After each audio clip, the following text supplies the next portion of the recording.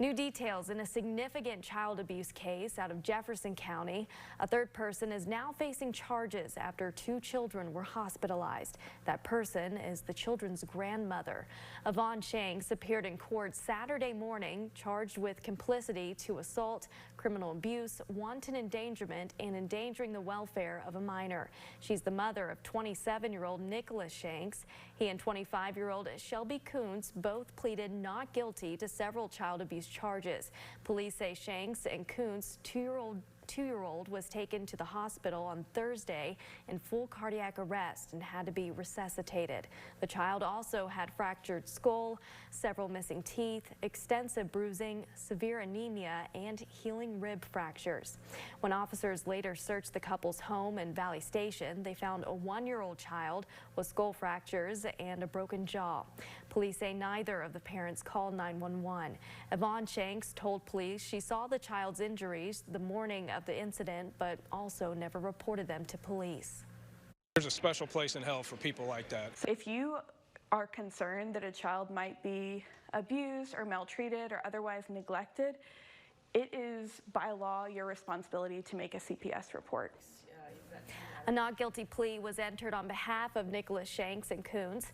Their bond is set at $500,000 each. Yvonne Shanks' bond was set at $250,000.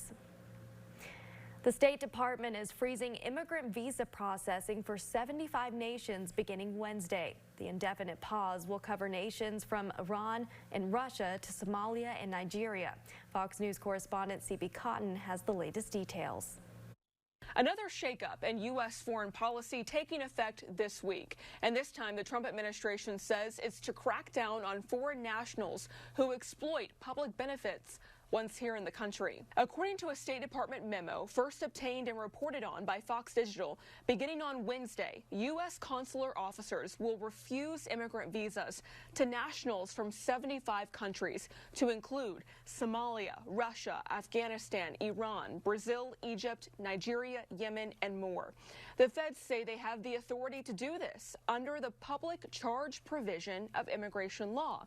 A State Department spokesperson told Fox Digital, in part, quote, "The State Department will use its long-standing authority to deem ineligible potential immigrants who would become a public charge on the United States and exploit the generosity of the American people." The policy shift also follows a major fraud scandal uncovered in Minnesota, where investigators say taxpayer-funded benefit programs were taken advantage of on a massive scale.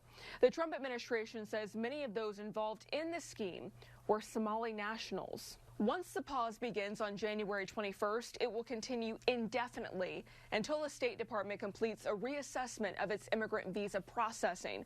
Fox News has learned there will be few exceptions to this new policy. In New York, C.B. Cotton, Fox News. 1,500 active duty soldiers have been placed on standby for possible deployment to Minneapolis. The troops are from the 11th Airborne Division at Fort Wainwright in Fairbanks, Alaska. This as tensions continue to ramp up following the fatal shooting of a woman during an altercation with an ICE agent earlier this month. There's been no decision yet on whether President Trump will actually send the soldiers to Minnesota. The Pentagon says the Department of War is always prepared to execute the orders of the president if called upon. Denmark's foreign minister says they're trying to get President Donald Trump to abandon the idea that he has to own Greenland and find a more diplomatic path forward. I'm Steffi Bennett in London. The details coming up. The first 10 minutes of Fox 56 News at 10 were brought to you commercial free. Sponsored by Fayette Heating and Air.